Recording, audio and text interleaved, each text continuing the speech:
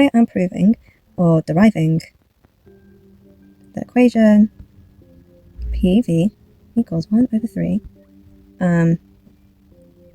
NM squared. So this is the equation that I'm deriving here. So I'm just going to get straight to the example, but just making sure you understand what the values are. P is for pressure, V is for volume, 1 over 3 is just constant, N is for the number of molecules, M is mass, and C RMS is related to velocity, basically, of drawing a cuboid. So it'll be neat. Okay, well, it's a bit of a messy one, but it's alright. So here is a cuboid, and as you can see, it is a solid. And I'm just going to draw one particle in the middle, as you can see up here. So this particle has a velocity and a mass, obviously. For reference, I'm just going to draw the directions which I'll be using. So this will be the x-axis, so it's a bit like x, y, z axis. So that'll be the x direction, this will be the y direction, and this will be the z direction. So as you can see, that the velocity is going along the x direction. Now, as this particle is travelling, it's going to hit this face of the cuboid and come backwards. So therefore, the distance travelled by this particle would be 2L, because it hits the face and it will come back and therefore push back. And in the same way, you have momentum here. So you have the initial velocity and then you have the final velocity when it is travelling backwards. And as momentum is a vector quantity, it would be a negative value. So you have 2u minus the negative, sorry, why did I do 2u?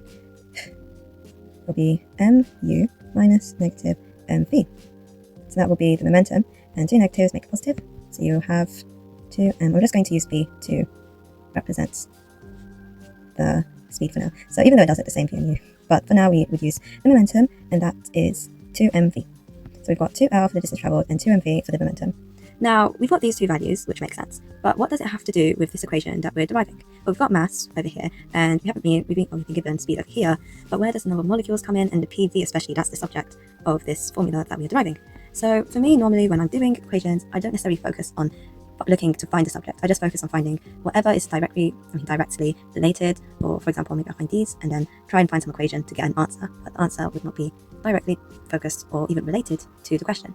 So coming back to here, what equations are applicable for this main equation that I'm deriving here, and which involves the values I found here. So as P is pressure, I know that pressure is force over area, and we'd be given an area over here, and we have not been given a force. So I'm just going to leave the area for now and come back to that.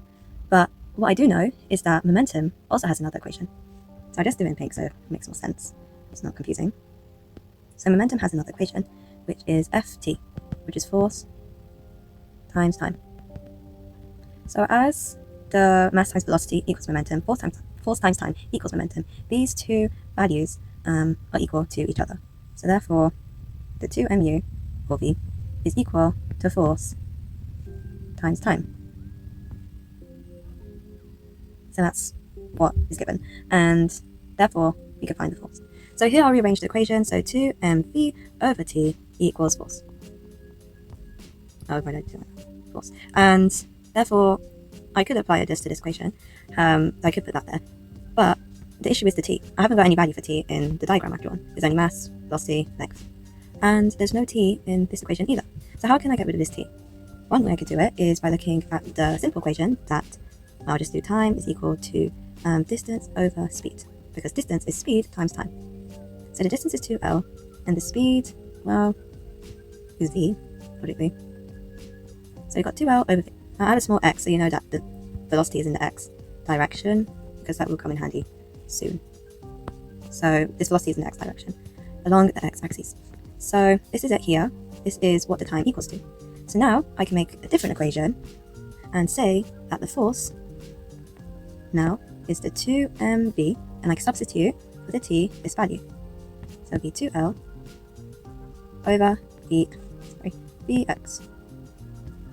And for these sort of fractions, it's always the denominator which will change position. So the denominator will go to the numerator. So 2mv squared x over 2l is equal to the force now. Now we've got that. It looks a bit similar to this because I've been given, I don't know why I went to a capital V, now it looks like volume. This is supposed to be the small v, which is the velocity. So I've been given the velocity, the mass, and that's very similar to these two, and yet to find out the P because that's linked to force, and the rest. So now I know that the area which it hits is 2L. Actually, sorry, L squared because it's L times L. So I'll do pressure is equal to the force, so I'll substitute the force, 2mv squared x over 2. Okay, so over 2L over L squared. So, as I said, the denominator will always change position. So right now, the denominator of this fraction in the brackets is 2L, so that will go to the bottom. So that would equal to 2mv squared x over 2L cubed. Now the 2's will cancel out, and that leaves you with pressure equals mv squared x over L cubed. Now, we've got that. We know that L cubed is going to be the volume. Because the lengths are L, lengths are L, so L cubed will be the volume of the cuboid.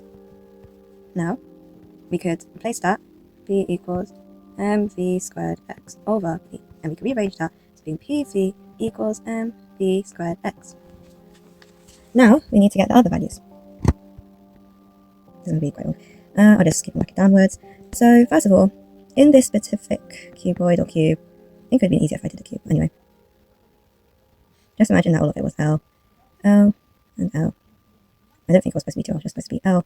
But anyway, that's just an issue for another time. So now I only put one particle here, but in the solid there are many particles in the solid, so it's just full of all sorts of particles. So that n number of molecules. So n number of molecules, well I said particles, but logically molecules. So in this case, this equation is for one molecule. So if we want for n number of molecules, you will put PV equals to n mv squared x. So now the only thing we're missing here is the CRMS. Oh, sorry. Well, yeah, two things, CRMS and the constant. So with the CRMS, because there are many particles in the cube or cuboid, logically they're traveling at different rates or speeds. So you can't necessarily say that one speed would be just the same. The speed of maybe this particle here, for example, would be the same as the particle in the middle, which had the velocity of Vx. And again, they're traveling along different axes as well, so it's important to consider that. So what we can do is use this Vx squared, and it's a bit like Pythagoras, Vx squared plus Vy squared along the y-axis, the y direction, plus Vz squared would equal your CRMS value squared. And that would give you the mean, and is applicable for all the molecules in the cuboid. So now we can perhaps also approximate all of these values to equal or to be approximately equivalent to Vx, since that will make it easier, because you don't necessarily know what these values are. So that will become 3Vx squared equals C squared RMS. So now, of course, it won't necessarily be applicable to represent all of these values with just Vx. So C squared RMS would be the best to represent all these speeds and velocities. So one velocity, because this was the equation for one molecule, and now we have n molecules. So this n represents for all the molecules. So if that n is 1, for example, then it will represent for one molecule.